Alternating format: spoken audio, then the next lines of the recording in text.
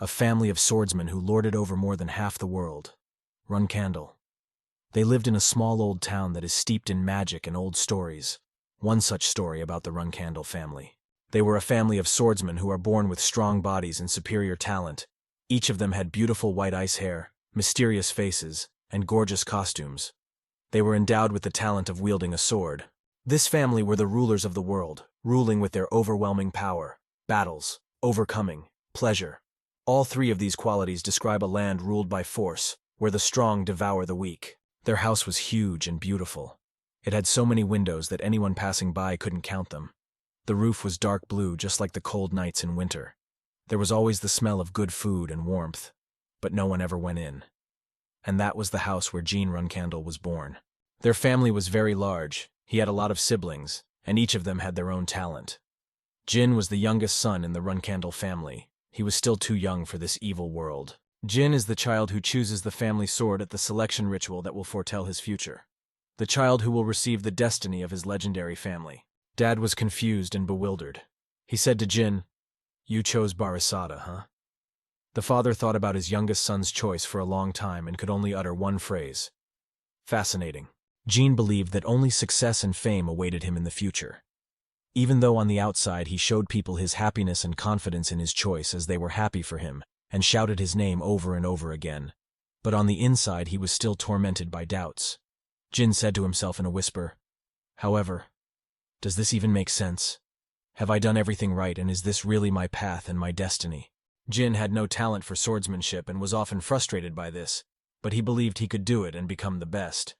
The guys mocked him, thinking he was a laughing stock and saying, "Is that Rukandel's blood? Ha ha ha ha.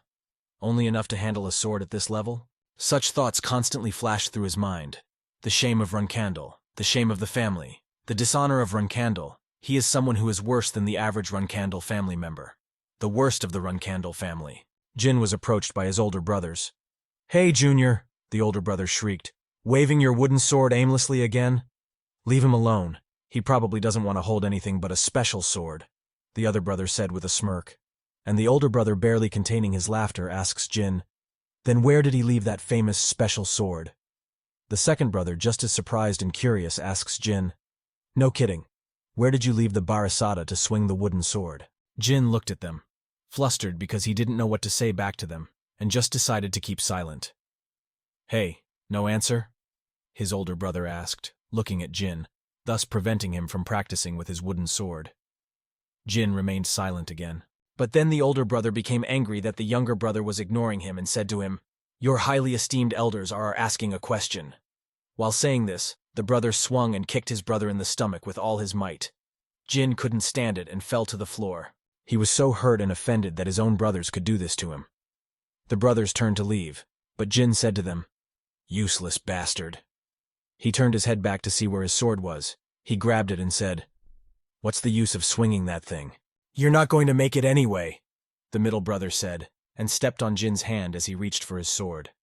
Jin endured that pain in his arm from his brother's foot. The middle brother found something in Jin's pocket. It was some crumpled notebook. He opened it and asked Jin with a smirk, "Pfft, what's this? Basic sword fighting theory?" The brother holds the notebook in one hand, puts the other hand in his pocket, and laughingly says to Jin, "Hey, do you really think you can achieve anything by just studying theory? Don't make me laugh. My stomach hurts from laughing." The older brother ran over to Jin's sword, grabbed it, and said, "This is why kids like you shouldn't be given a chance." After saying that, he slowly broke the sword into 2 pieces. Each crunch made Jin get angrier and angrier. He shouted to the middle brother who stole his notebook, "Enough! Give it back!" While the elder brother was breaking the sword, he said loudly, "Because you were given the opportunity." Jin asked him to stop, but he didn't listen. The brothers answered him that he did not know his place and never had. Jin nevertheless begged them to stop. They said to him menacingly, "And that's why you have hope, isn't it?" The brothers didn't listen to Jin, and after those words, the sword broke into 2 pieces, and the notebook into dozens of little pieces. He just couldn't stop them. The older brother kicked Jin's things and said that they were no longer needed. Jin didn't understand him and asked him again, "What do you mean?" His brother grabbed him by the hair and started pulling him in all directions. The brothers told Jin that they were doing it for his own good, and how dare he contradict them, that a kid like him was just a grain of sand in this big world. Did your babysitter teach you to act like that? The middle brother asked haughtily. Jilly has nothing to do with it. Considering how you continue your disobedience, it seems like we should teach you some manners. The sun was already setting in the horizon, its rays beautifully framing the large house of Runcandle. It was as if the sky was ablaze with different colors from bright yellow to fiery red. The brothers left their brother alone in the training room. Lying on the floor, Jin thought that their bullying and his utterly worthless talent would ruin him. Jin felt that none of these things mattered. If he worked hard, he would succeed and become not just a good swordsman, but the best and most legendary. If Jin keeps trying, one day his family will recognize him, and but would become a full great member of Runcandle. He really believed that with all his heart.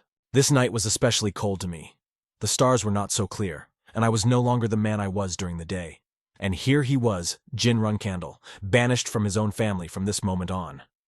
Before me stood a tall gate. It was so ominous, with our crest of the great sword and a ring in the middle. Jin stood against the gate and wondered how different my life would be when he crossed the boundaries of the house. What trials awaited him and whether he would be able to cope with them. He exhaled and whispered, "Your attempts are commendable, so we won't kill you."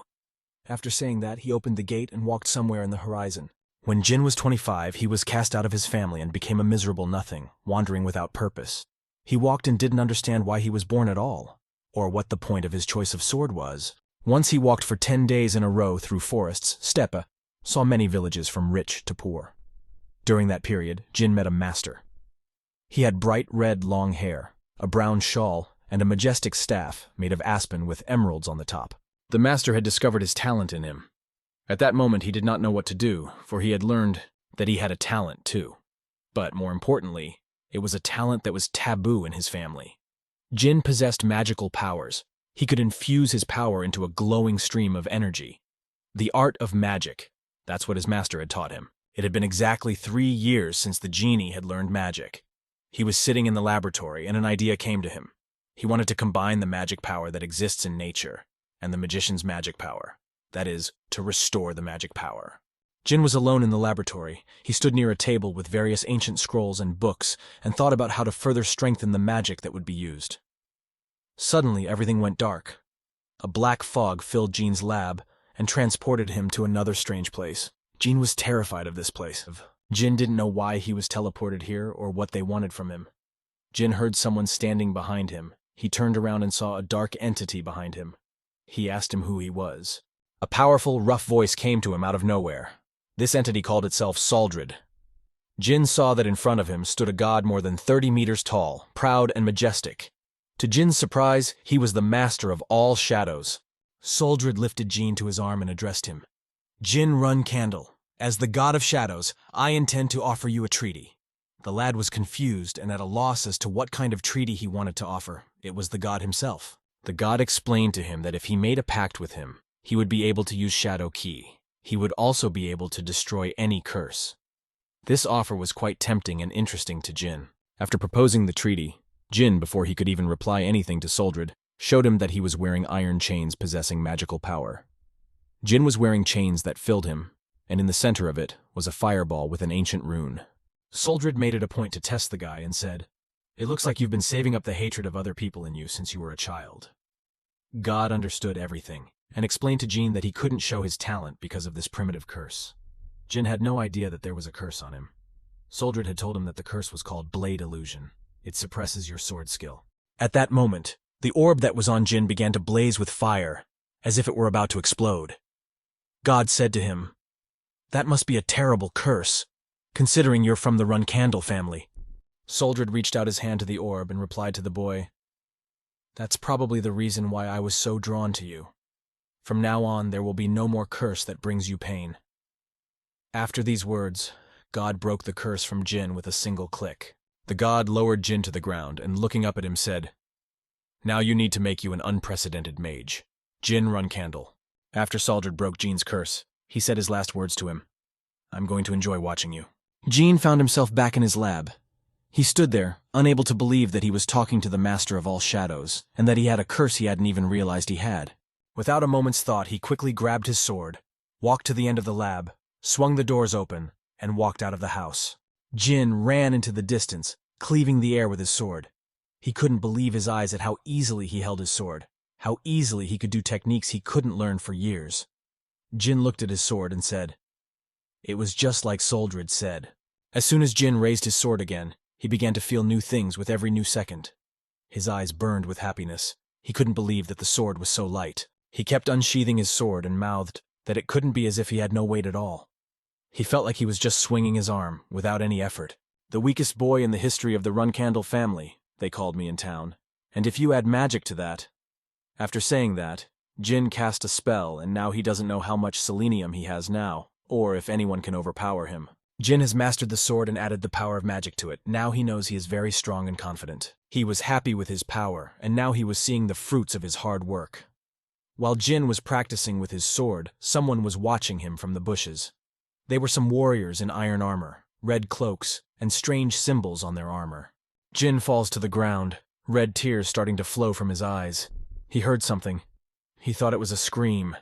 He felt that his body was very heavy. He was lying on the ground all broken. He lay still, his body paralyzed. He barely spoke. Master Soldred. A rock had fallen on Jin, and he lay under the cobblestones, the soldiers looking at him. He tried to call for help. He could hear someone. "Is there no one here?" he asked. He continued to lie on the ground under the rubble. Jin saw a red book about magic. He lay there and muttered to himself, "To think that I'm going to die a nobody while I sleep. I guess it's because I'm not supposed to succeed at anything.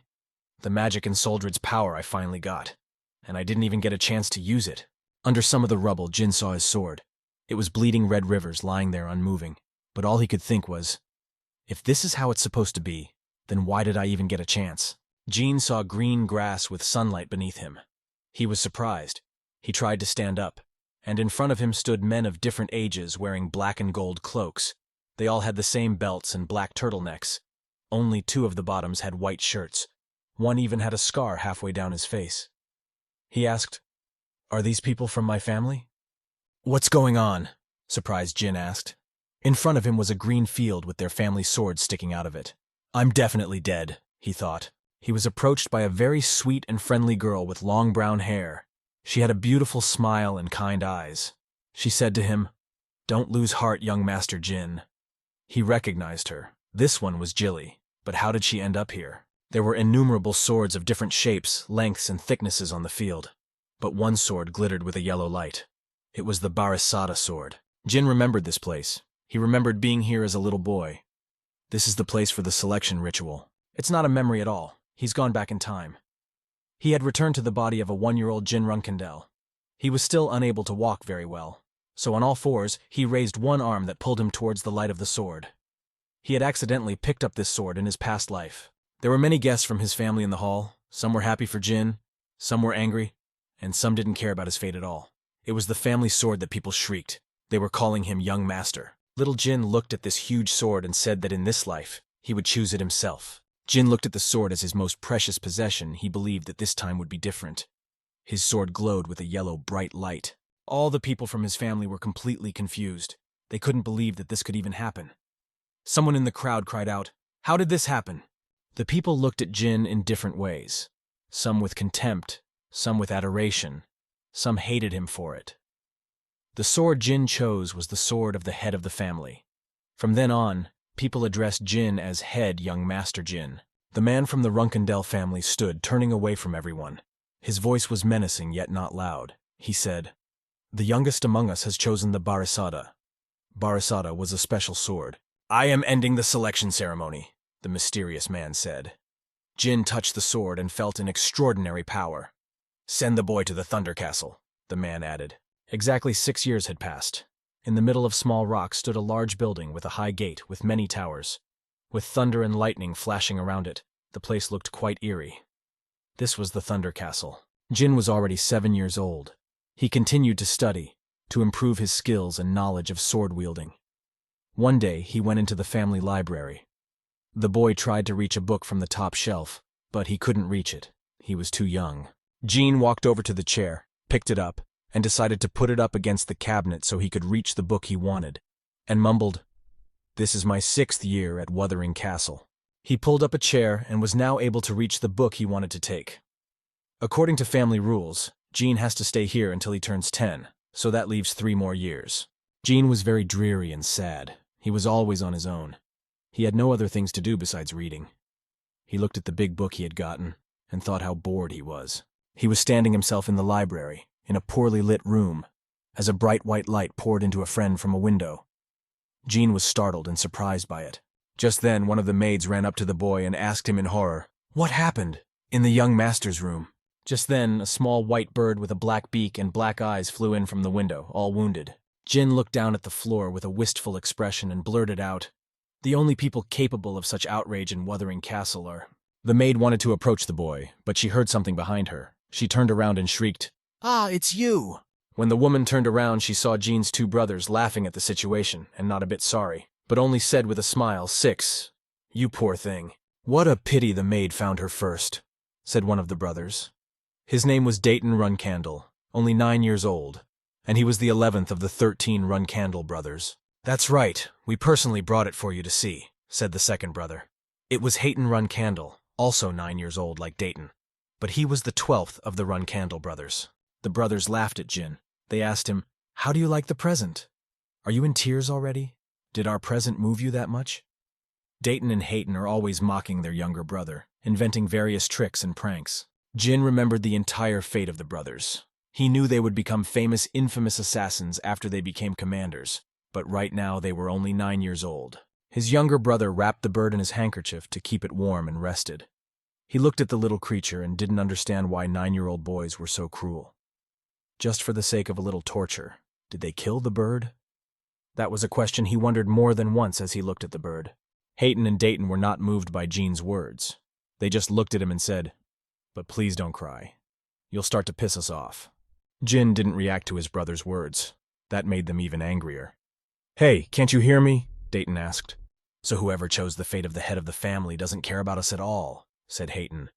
It was as if the brothers were purposely doing mischief just to set Jean up, for they were jealous of him. "Why would a man like you leave the Barasada and walk around empty-handed?" asked Dayton curiously. Jean didn't know what to say to them. Hayton asked caustically, "Did you say something?" Hayton was so infuriated with Jean that he could not stand it and grabbed his brother by the shoulder, and afterwards swung at him with his fist and shouted, "You're talking so quietly, I can't hear what you're mumbling." But then, surprisingly for both brothers, Jean didn't walk away beaten as usual, but stopped Hayton's fist and began to speak. Hayton was horrified. He had never seen Jean fight back. "You're too loud, so shut up," Jean told him. After Jean stopped Hayton's punch, Jean hit him with a powerful fist punch to the face. It made Hayton more than a little angry. Drool spurted from his mouth in anger. "Hey, you," the older brother said. But Jin is now not afraid of any of his brothers. He knows that he can always fight back against anyone who gets in his way. Since Hayton wouldn't apologize, Jean gave him a second powerful punch and told him, "I've put up with you up to this point, but he's not going to do it again."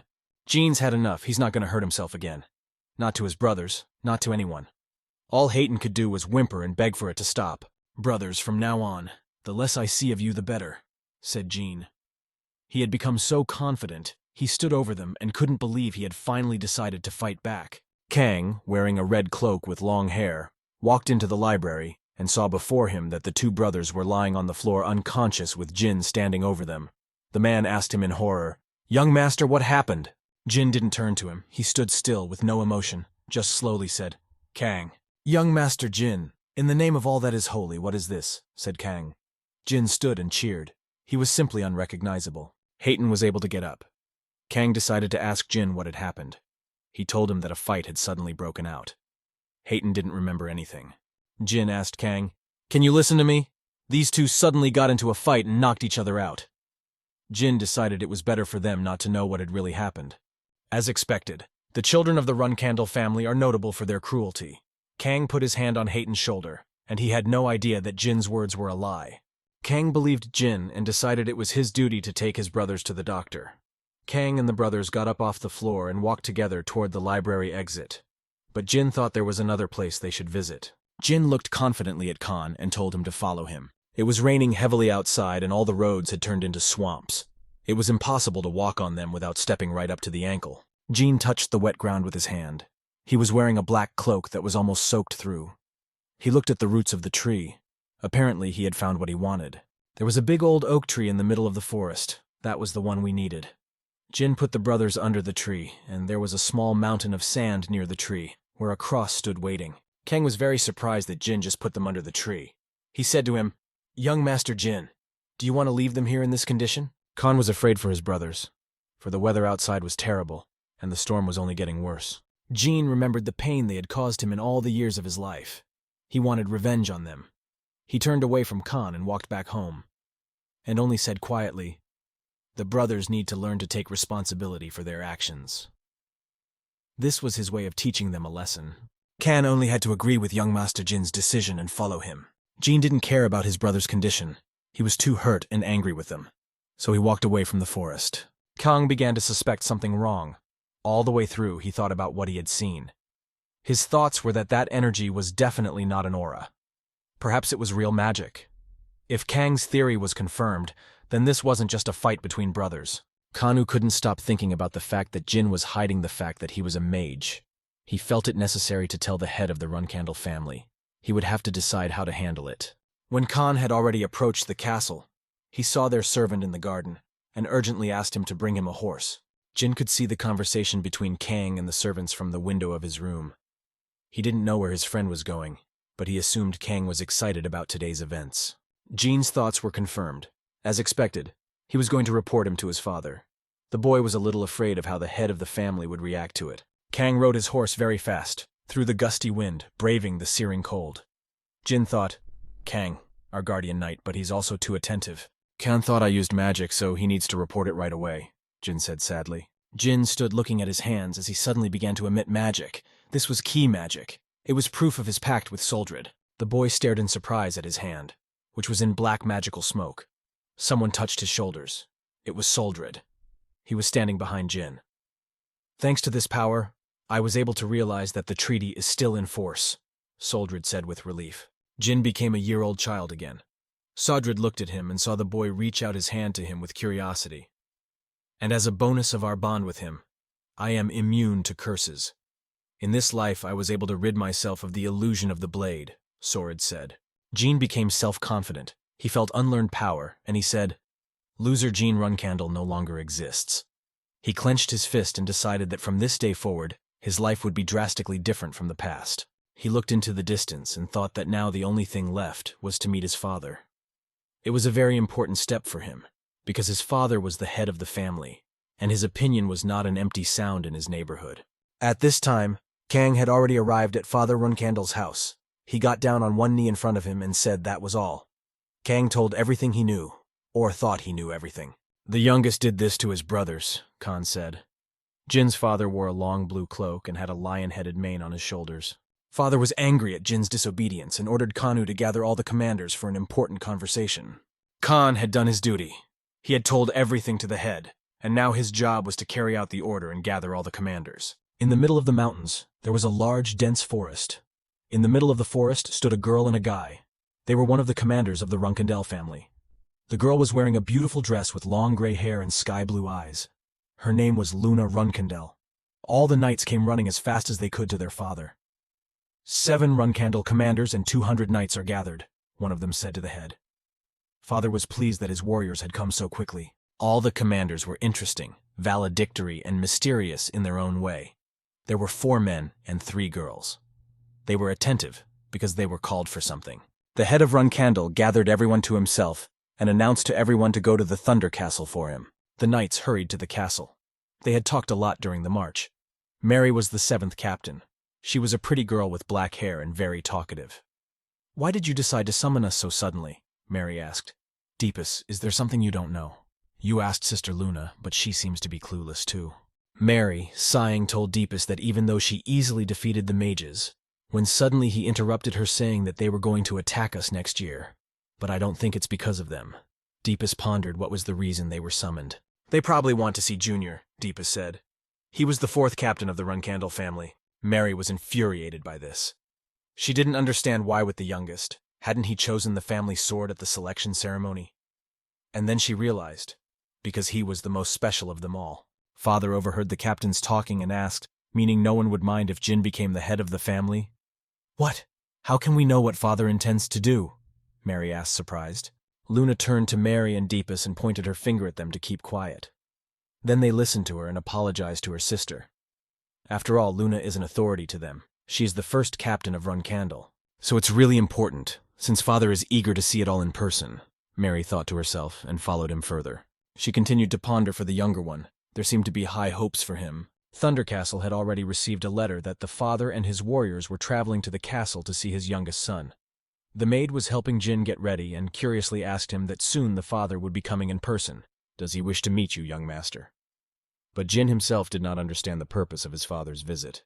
Jin guessed that Kang had visited his father and reported everything to him, but he didn't know if he had told him everything in detail. Jin thought to himself, Kang is a very straightforward person, but it's unlikely that he would directly say that I used magic.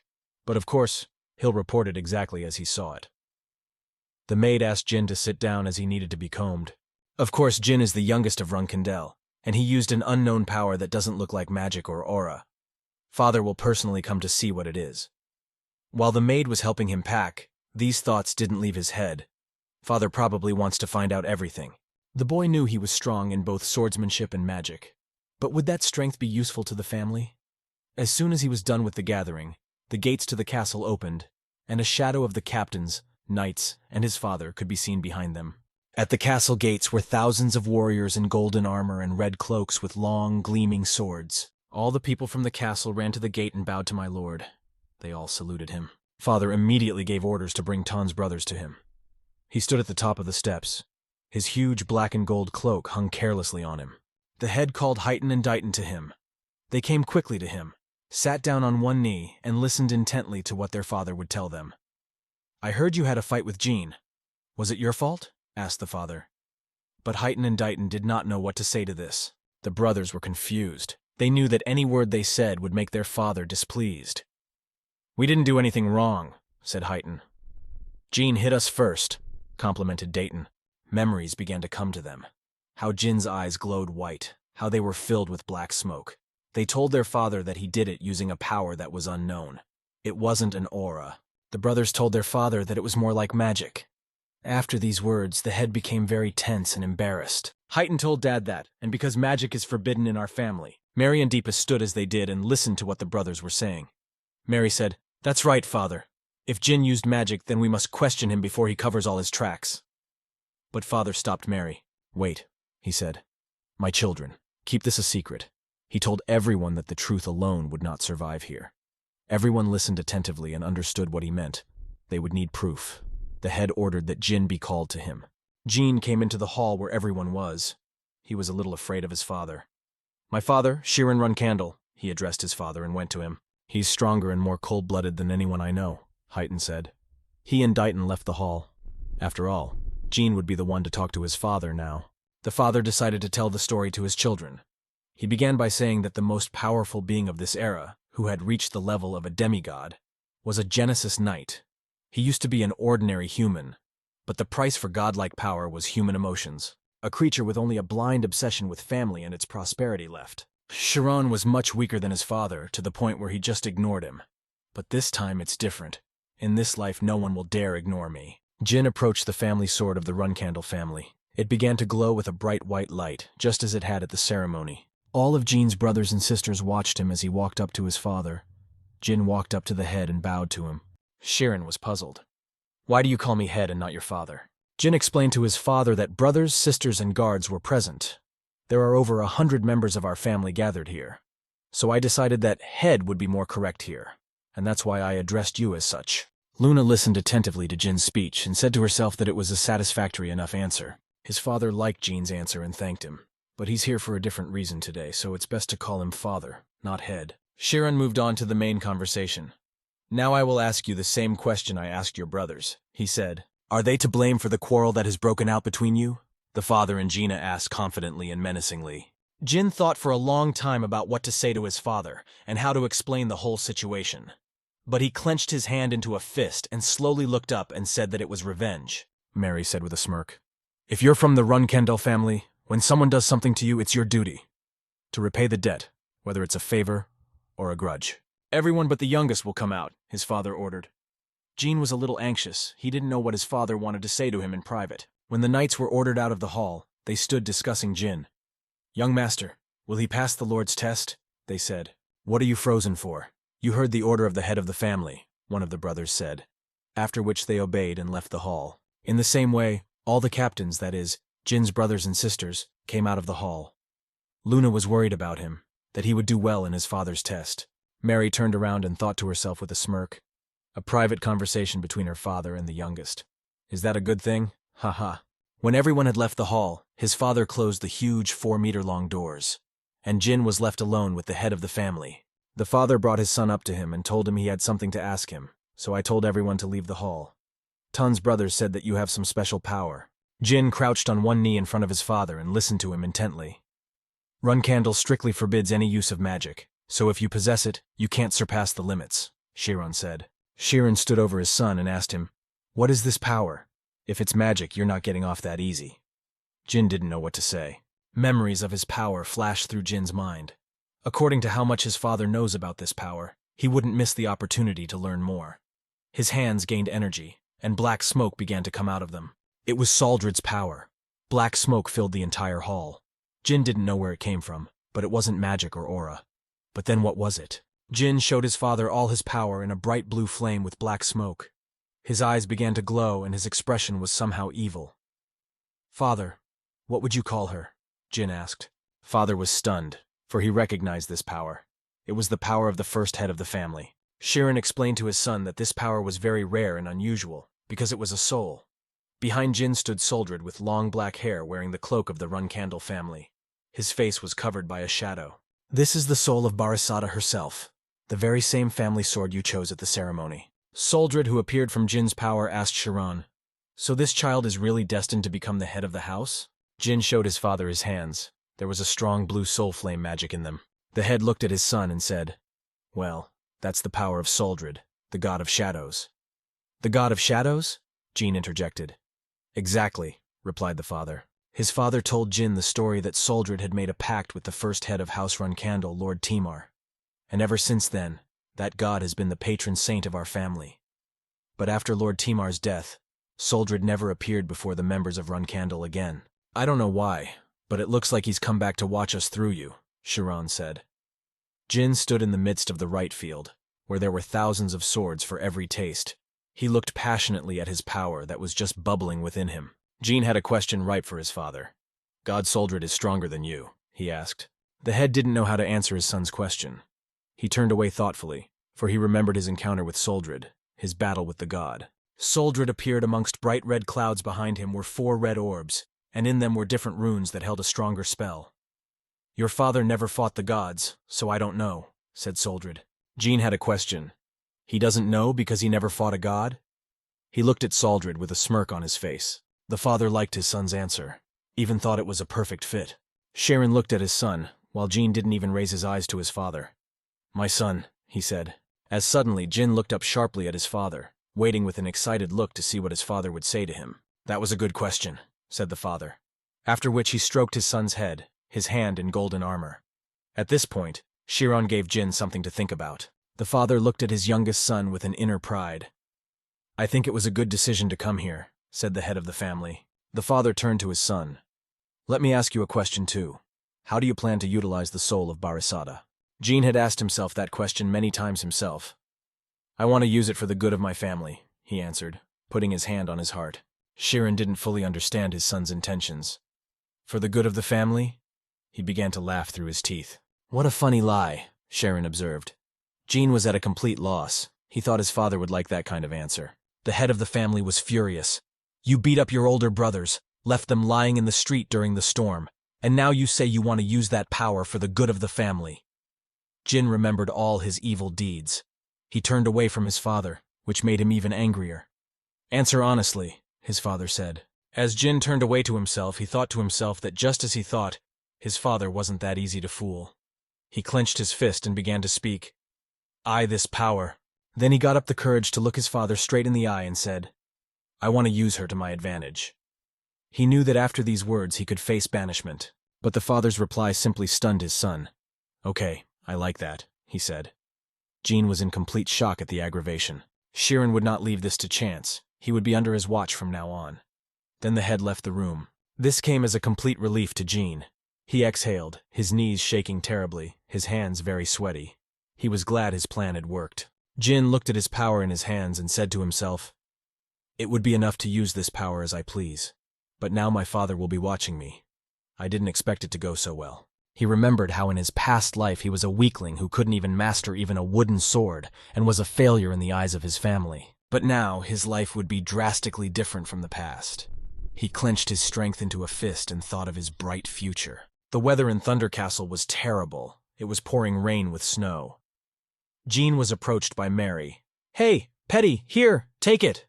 She handed him some kind of box that was wrapped in a white handkerchief. He was surprised and asked her what it was. It was a special gift from Mary that she had prepared especially for him. The maid took it in her arms, for it was heavy, and she gladly agreed to take it. But the boy was also surprised and confused as to what might be inside. Mary hinted to her brother that it should be boiled and then eaten afterward.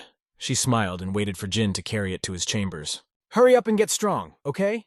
Mary winked and went off to catch up with Deepus. "Sister Mary," the brother called out to his sister, but it was too late. She had already left. When she caught up with her older brother, he asked her, "Where's your luggage? Did you give it to the younger one?" Jean didn't know what was inside, and he didn't know why this gift was just for him. He looked curiously at the box. When the boy and the maid opened the box, they saw the horror. Fire began to erupt from it, and Jin looked at what was inside. "It's a phoenix heart!" The boy was shocked at what he saw. The maid was distraught. "Giving such a thing to a 7-year-old. She's out of her mind," the maid said menacingly.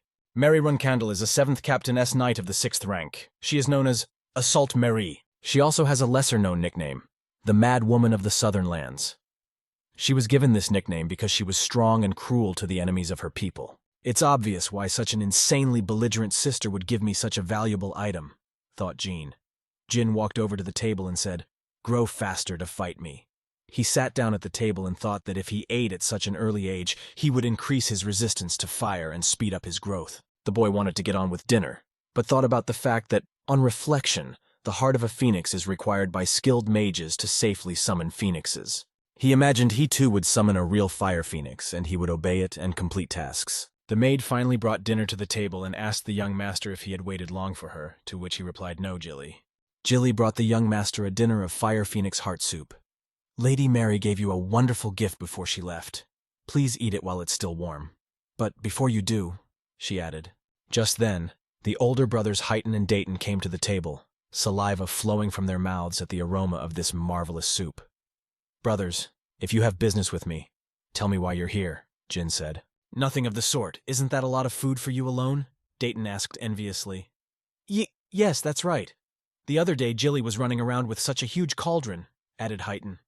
They both longed to taste the phoenix heart soup. Jin turned to them and asked, "Do you want to eat this soup that badly?" The brothers started waving their heads and clenching their fists with impatience. But not everything is so simple to begin with. The younger brother asked them to fulfill one condition, after which he will give them a taste of the soup. Heighton and Dayton went to their family mine to dig something.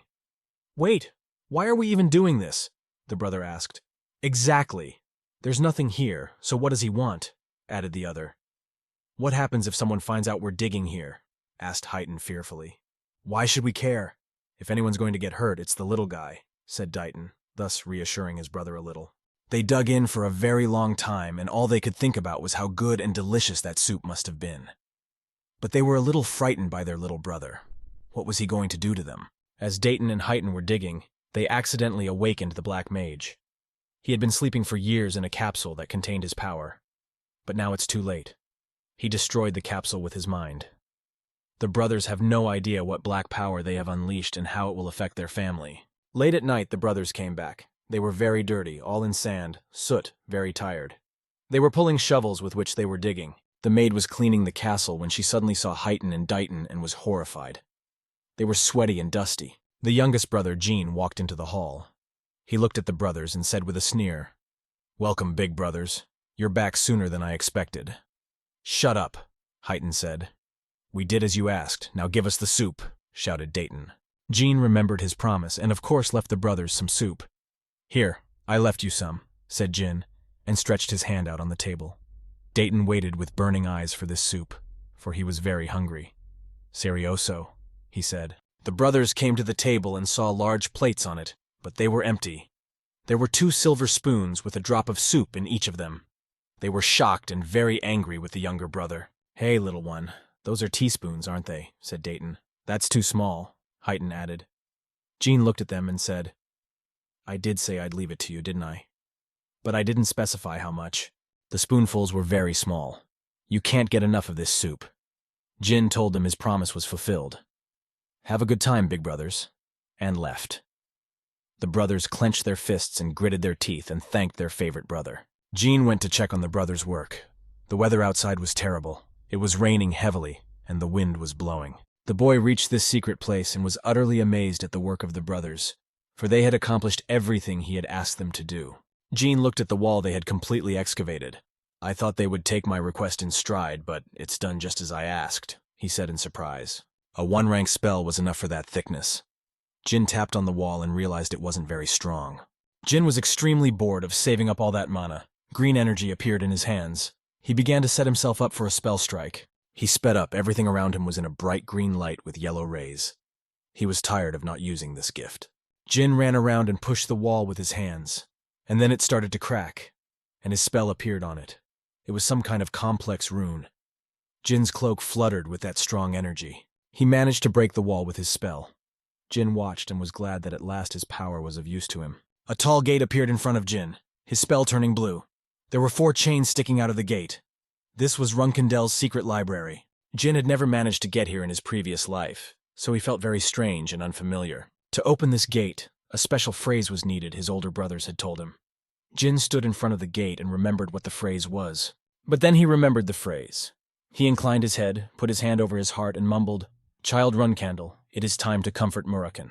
The gates began to shake, dust falling off the walls. Suddenly the doors opened, and Jin decided to go in. Runkendel's secret library. This place kept many folios from the clans that Runkendel had exterminated over the past 1,000 years. Jin entered it. The library was simply huge. Only Runkendel commanders were allowed to enter here. Jin recalled his conversation from his past life with his older brother. He had said that it was useless for him to know about this place, because Jin couldn't become a commander. Still, he managed to learn something useful. And as you can see, brother, I've made good use of that knowledge. When Jin looked up, he was shocked at what he saw. In front of him was a capsule that was burning with a blue light. There was someone inside this capsule. What is it? He said in surprise. Some stranger came out of the capsule. He looked intimidating. After all, what was he doing in the library? And why was he in the capsule? What was the Runkendel family hiding? Jin looked at this mysterious man. He had scales on his face, gills on his neck. He's not human? Jin asked in surprise. He looked at him and could not understand what kind of creature he was. Jin touched the capsule with his hand. He thought to himself, what is this creature doing here? But then he began to guess that if this was the very thing his family had been hiding about. He lowered his head, put his hand over his heart, and repeated, Runkandel's child has come to comfort Murakhan. It was a spell to awaken him from the capsule. The water in the capsule began to bubble. The Black Dragon Murakhan? Jin recognized him. I heard that he lost to the first head of the house, after which he fell into a deep sleep. He recalled a legend his older brothers had told him. But to Jin's surprise, it turned out to be reality. Jin froze as he looked at Murakhan, but one shouldn't forget what he came to this library for. Okay, no time for that now. Where are the secret photo libraries? Said Jin to himself. Then he went deep into the library to look for the secret photo libraries. Jin took off his cloak to make it easier to look for the material he needed, and he felt a strange look behind him, but he didn't think much of it. After not a long search, the boy found what he needed. In front of him were a whole floor of shelves of various secret, mysterious, and even dangerous books. He walked over to one of the cabinets. Looks like they're stored here, Jin said. Let's see. Jin didn't know where to start. He had dreamed of this library for so long. After all, the books in it were just a treasure. First, a volume from the once famous Kungan swordsman clan, Jin said, and took a book from the shelf. He opened the book and began to delve into its contents. But it was a bit complicated, because with the knowledge of rank 3 theory, he didn't have much information for such a complicated book. It seemed to Jin that he would not be able to learn all the contents of the book in one evening. So he decided to copy the book little by little and study it in detail at home. When the boy came home, he immediately began to study his notes from the book. A maid came into his room. She brought him juice and a cake with strawberries on top. It was his favorite dessert. She offered him a snack, but he asked her to just leave the dinner here and leave. While Jin was in the library studying his notes from that book, he heard a strange sound, because there was no one here but him. He got up to go see where the sound was coming from. The sound came from the door behind which the Murakhan capsule was located. He was afraid to approach the door, but it opened in front of him. It can't be. No one would go to the library of Thunderbolt Castle right now. Jin was sweating a little from fear. This was impossible. From behind the door came the black dragon Murakin. His teeth were sharp as a dragon's, his eyes were narrow and golden, and he was all gloomy and dark. Behind him, the light of the capsule burned. But the question remained, how had he gotten out? Murakin turned to Jin. Hey, who are you? Jin was completely shocked. The black dragon himself was standing in front of him, and he was also talking to him. What the hell, was the only thing he could say. There was nothing in the past life about him being able to wake up. Calm down. Murakin, the dragon guardian of our family. So if I'm polite and pretend to be a normal kid, maybe he won't do anything to me, said Jin. Jin was unsure with a shaky voice, but managed to introduce himself to the dragon. As a child of Runcandle, I greet the guardian of our family. Jin's words pissed Murakin off more than a little. Guardian? He asked menacingly, as suddenly his shadow became in the form of a real huge dragon. Jin's hair fluttered in all directions from the dragon's roar. Did you just call me a pathetic guardian? Murakin asked with creepy aggression and anger. Why are you know-nothing bastards treating me like some kind of guardian? He added. The dragon was just erupting with anger. Damn Runcandle bastards! How dare you tell such things to people? He asked. Shit. I can't take all my anger out on that little brat. Jin was just shocked at how angry the dragon might be. He had assumed it, but to see it in real life. You already are, the boy said to the dragon. Murakin realized that he had flared up a lot, and slowly began to calm himself down with the breathing method. I woke up because I smelled a good odor for the first time in a long time. But there was only that rascal here,